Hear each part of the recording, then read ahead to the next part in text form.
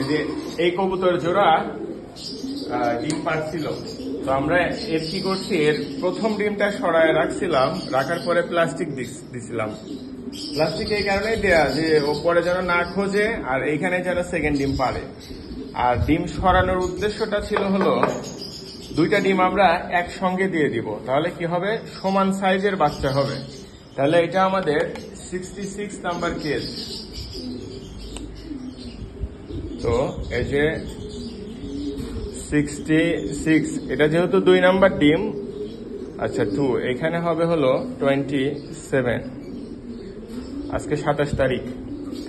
আচ্ছা, আমরা আরেকটা ডিম নিয়ে আসতেছি। ওর সাধারণত আমরা বালির ভেতর ডিম রেখে দেই। আচ্ছা, এই যে 66, 25 তারিখে 1 নাম্বার ডিম পারছিল।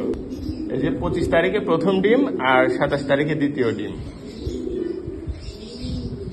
এই যে, তো আমরা একসঙ্গে ওর দুইটা ডিমই দিয়ে দিব যেন বাচ্চা দুইটা একসঙ্গে ফোটে। তো দেখেন ডিম নিয়ে নিচ্ছে, 66 নাম্বারের ডিম 66 এর কাছে রাখছি। আর আজকে 27 তারিখ, 7 নম্বর মাস, 25। ঠিক আছে।